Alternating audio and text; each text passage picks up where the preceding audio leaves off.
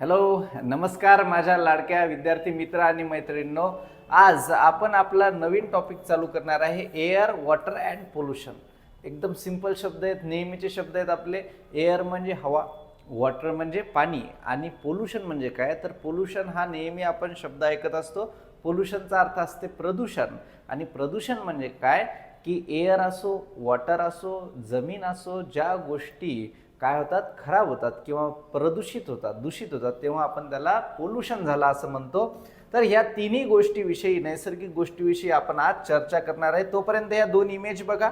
या इमेजमध्ये एक दिसतंय आपल्याला, एक ग्रीनरी असलेली छान छान निसर्ग दिसतोय आणि इकडे पाणी, जमीन खराब झालेली, हवा खराब झालेलं एक दृश्य दिसतंय. कोणतं दृश्य आवडते आपल्याला? हे वालं, बरोबर आहे. तर याच्याच विषयी आपण चर्चा करणार आहोत. नेक्स्ट बघा, वॉर्मअप क्वेश्चन्स आपले नेहमीप्रमाणे. Can we live without air? Air शिवाय आपण जगू शकतो का? तर नक्की 100% नाही. का? कारण की एअरमध्ये असते ऑक्सिजन, जे आपला प्राणवायू किंवा जे जगण्यासाठी महत्त्वाचा गॅस आहे. तसंच झाडांना जगण्यासाठी महत्त्वाचं काय आहे? कार्बन डायऑक्साईड गॅस आहे. ते कशा प्रकारे ते पुढे सांगतो मी. परंतु झाड जर जगले तर आपण फूड मिळवू शकतो, आपण जगू शकतो. म्हणून कार्बन डायऑक्साईड, ऑक्सिजन सारखी गॅसेस एअरमध्ये असल्यामुळे एअर आपल्यासाठी महत्त्वाचं आहे, त्याच्याशिवाय आपण जगू शकत नाही. व्हाय इज वॉटर इम्पॉर्टंट? वॉटर का इम्पॉर्टंट आहे? तर आपल्या दैनंदिन आयुष्यातले कितीतरी कामं असे आहेत जे वॉटरवर अवलंबून आहेत. आणि मुख्य म्हणजे वॉटरमधून पण आपल्या शरीरात H2O जो वॉटरचा फॉर्म्युला आहे, त्याच्यामधील जे ओ दिसते आपल्याला, ऑक्सिजन, त्याच्याद्वारे पण आपल्याला जगण्यासाठी मदत होते. नंतर व्हॉट इज पोल्युशन? पोल्युशन काय असते? तर पोल्युशनला आपण मराठीमध्ये प्रदूषण म्हणतो. आणि पोल्युशनचा अर्थ असते एअर असो, वॉटर असो, सॉईल असो, कोणत्या पण ज्या गोष्टी असो ज्या खराब होत असतील कोणत्या तरी पोल्युटंट्समुळं, म्हणजे प्रदूषकांमुळं, कोणत्या तरी गोष्टींमुळं, तर ते तर काय व्हायला लागलं? प्रदूषण व्हायला लागलं, त्या गोष्टी खराब व्हायला लागल्या, तेव्हा आपण त्याला पोल्युशन झालं असं म्हणतो. आता बघा, एअर म्हणजे काय? तर एअर म्हणजे काय आहे? एअर म्हणजे मिक्सचर ऑफ गॅसेस. एअर म्हणजे काय? Mixture of gases. की आपण जी भोवताली आपल्या जी हवा आहे म्हणतो, तर ती हवा म्हणजे काय? तर हवा म्हणजे कोणाचं मिश्रण आहे? वेगवेगळ्या गॅसेसचं मिश्रण आहे. ओके, वेगवेगळे गॅसेस कोणकोणते? तर nitrogen, oxygen, hydrogen, carbon dioxide किंवा इतर वेगवेगळे गॅसेस पूर्ण या हवेमध्ये आहेत. अजून हवेमध्ये कोण आहेत? तर वॉटर व्हेपर्स. 70% आपली पृथ्वीची जी जमीन आहे ती कशानं झाकलेली आहे? पाण्याने. आणि या पाण्याच्या वाफा दिवसभर चालू असतात जेव्हा सनलाईट त्याच्यावर बंबार्ड होतो, आणि त्याच्यामुळे सर्वत्र आपल्या काय असतात? हवेमध्ये वाफा पण असतात. तर एअर काय आहे मग? मेनली मिक्सचर ऑफ गॅसेस, आणि it is invisible but present everywhere. आता हवा दिसते का आपल्याला? नाही, हवा दिसत नाही. परंतु मग ती नाही आहे का? आहे. हवा दिसत नाही पण आपल्याला जाणवते, ती आपल्या सभोवताली सर्वत्र पसरलेली आहे. नेक्स्ट बघूया आपण, कंपोजिशन ऑफ एअर. आता एअर बनली कोणापासून? मुख्यत्वे आपल्यासाठी महत्त्वाचे कोणते गॅसेस त्याच्यामध्ये आहेत, त्यांचा फायदा काय आहे ते आपण शिकूया. Composition of air. तर एअरमध्ये महत्त्वाचे कोण कोण आहेत? ऑक्सिजन, नायट्रोजन, कार्बन डायऑक्साईड आहेत अजून, परंतु हे 3 अति जास्त महत्त्वाचे आहेत आपल्यासाठी.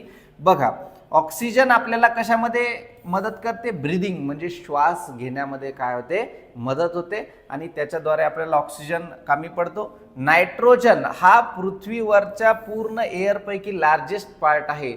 जसं की आपण म्हटलं की नायट्रोजन आपल्या पृथ्वीवर 100% जी हवा आपल्या पृथ्वीच्या सभोवताली आहे, त्या 100% हवेमध्ये 78% जी हवा आहे ती कोणापासून बनलेली आहे? नायट्रोजन पासून बनलेली आहे. आणि नायट्रोजन का महत्वाचं आहे? कारण की नायट्रोजन झाडांना किंवा प्राण्यांना जे काही त्यांची वाढ होण्यासाठी प्रोटीन देते किंवा न्यूट्रिएंट्स देते, ते तयार कोण करते? नायट्रोजन पासून तयार होतात. त्याच्यामुळे नायट्रोजन खूप महत्त्वाचं आहे जगण्यासाठी. त्याच प्रकारे carbon dioxide use by plants, की प्लांट्स स्वतःचं अन्न स्वतः बनवतात. आपण प्लांट्सनी बनवलेल्या अन्नावर आपण अवलंबून असतो, परंतु स्वतःचं अन्न प्लांट स्वतःच बनवतात.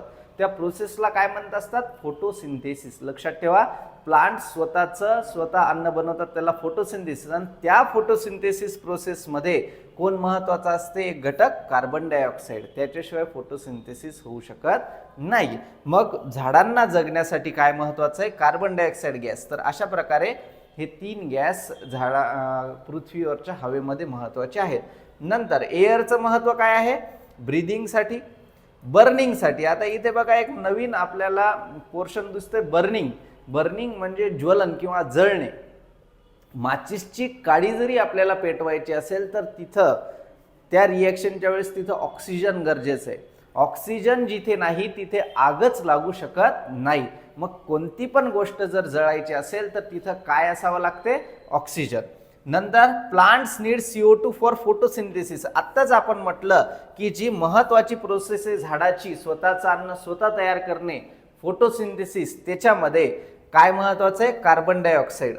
आणि या प्रकारे आपल्याला ही हवा पूर्णपणे कामी पडते. इथे चित्र दिसतंय, ब्रीदिंग, नंतर बर्निंगसाठी ऑक्सिजन, आणि प्लांटला काय लागते? CO2 कार्बन डायऑक्साईड लागते फोटोसिंथेसिससाठी. बघा वॉटरचं काय इम्पॉर्टन्स आहे? वॉटर आपण ड्रिंकिंगसाठी वापरतो, पाणी पिण्यासाठी. पाणी पिल्याच्या नंतर आपल्या शरीराला पाहिजे त्या प्रमाणात ऑक्सिजन पाण्याद्वारे लाभत असते. कुकिंग, अन्न शिजवण्यासाठी पण कशाचा वापर करतो आपण? पाण्याचा वापर करतो. त्याद्वारे अन्न शिजायला मदत होते आणि चांगल्या प्रकारे शिजते. क्लिनिंग, कोणत्याही गोष्टी स्वच्छ करायच्या असतील, स्वच्छतेसाठी पण आपण कशाचा वापर करतो? पाण्याचा. फार्मिंग, आणि जी जीवनावश्यक गोष्ट आहे, तर ही जी फार्मिंग आहे, आपले शेतकरी बांधव जे काही शेती करतात त्या शेतीमधल्या सर्व पिकांसाठी, त्या शेतीच्या अनेक क्रियांमध्ये कशाचा वापर करावा लागते? पाण्याचा वापर करावा लागते. तर अशा प्रकारे पाणी खूप महत्वाचं आहे. नंतर सोर्सेस ऑफ वॉटर. सोर्सेस म्हणजे काय? सोर्सेस म्हणजे जिथून आपल्याला गोष्टी मिळतात त्याला आपण काय म्हणतो? सोर्सेस. जसं आपल्याला उजेड जास्तीत जास्त कोणापासून भेटतोय पृथ्वीवर? लाईट कोणापासून आहे? सूर्यापासून. तर सूर्य काय झाला? Source of light. त्याच प्रकारे सोर्स ऑफ वॉटर कोणकोणते आहेत? तर कुठून कुठून पाणी भेटते आपल्याला? रिव्हर्समधून, लेक्समधून म्हणजे नदी, तलाव, आणि खूप मोठा जो फॅक्टर आहे रेन, की हे सर्व पाणी शेवटी या कुठून लागलं? पावसाद्वारे या लागलं. आणि ग्राउंड वॉटर, आणि अजून पाणी पृथ्वीच्या भूगर्भात पण आहे, म्हणजे पृथ्वीच्या जमिनीच्या आत पण काय आहे? पाणी आहे, ज्याच्याद्वारे पूर्ण झाडांची आपण वाढ झालेली बघतोय. जे आपण बोअरवेल घेतो किंवा वेल म्हणजे विहिरी वगैरे घेतो किंवा हापशी जी आहे, ते पाणी कुठे आहे? जमिनीच्या खालचं पाणी आहे. तर पाणी कुठे कुठे आहे मग? रिव्हर, लेक्स, रेन, ग्राउंड वॉटर, आणि अनेक वेगवेगळे सोर्सेस आहेत पाण्याचे. इथे आपण उदाहरण बघू शकतो.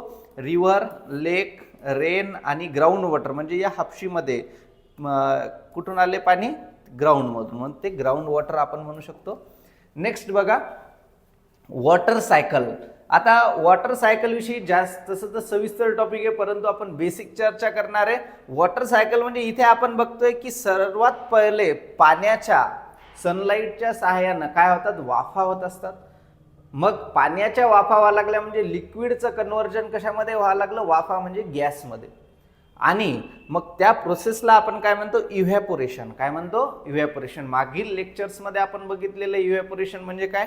तर नंतर ज्या वाफा झाल्या त्या वाफेला जर थंड वातावरण मिळालं तर वाफेचं परत रूपांतर कशामध्ये होत असते? लिक्विडमध्ये. कशामध्ये होते? लिक्विडमध्ये. आता वॉटर व्हेपरचं म्हणजेच गॅसचं रूपांतर लिक्विडमध्ये होत असेल तर त्या प्रोसेसला काय म्हणतो आपण? कंडेन्सेशन. आणि मग त्या प्रोसेस नंतर जेव्हा ते लिक्विड बनलं ते लिक्विडच रेनच्या स्वरूपात काय होते? परत जमिनीवर पडते. म्हणजे कोणकोणत्या प्रोसेस व्हायला लागल्या? पहिल्यांदा पाण्याची वाफ, इव्हॅपोरेशन. नंतर वाफेला थंडावा मिळाला, थंड वातावरण बनत असते, तर वाफेचं परत पाणी बनलं म्हणजे काय झालं? कंडेन्सेशन. आणि अशा प्रकारे रेन काय झाला? जमिनीवर परत वापस आला. तर ही जी सायकल होती, कोणती होती ती? Water cycle. आता आपण बघूया आपला महत्वाचा शब्द पोल्युशन म्हणजे काय.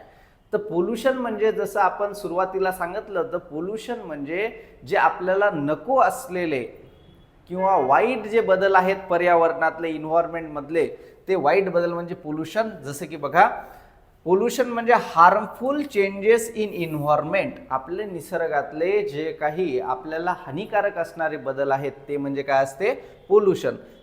इथे आपण कोणत्या पोल्युशनची चर्चा करणार, एक एअर पोल्युशन आणि दुसरं वॉटर पोल्युशन. ठीक आहे, बघा इथे आपल्याला दिसतंय या फर्स्ट इमेज मध्ये की इथे खूप मोठ्या प्रमाणावर कोणतं पोल्युशन चालू आहे, एअर पोल्युशन. या गाड्यांच्या धुरामधून किंवा हे जे इंडस्ट्री फॅक्टरीज आहेत त्याच्या धुराद्वारे, किंवा इथे काहीतरी जळतंय, ह्या जो कचरा आहे तो जाळल्यामुळे पण जे गॅस बाहेर पडते त्याने हवा प्रदूषण होते. आणि या नेक्स्ट इमेज मध्ये आपण बघू शकतो की इथे सगळीकडे पाणी खराब झाले, की या पूर्ण इंडस्ट्रीज मधून शहरामधून आलेले जे पाईप्स मधून खराब पाणी आहे, सांडपाणी आहे, केमिकल्स आहेत, किंवा इथे प्लास्टिकचा कचरा आहे जो आपण बनवत असतो, तर हा सगळा कचरा किंवा वाईट केमिकल्स पाणी कुठे सोडण्यात आलेलं आहे, पाण्यात, आणि पाण्याचं काय झालेलं आहे, प्रदूषण. ओके, नंतर बघू आपण एअर पोल्युशन. बघा कशा कशाद्वारे होते एअर पोल्युशन, आत्ताच बोललो आपण, स्मोक फ्रॉम व्हेकल्स, व्हेकल्स मधून बाहेर पडणारा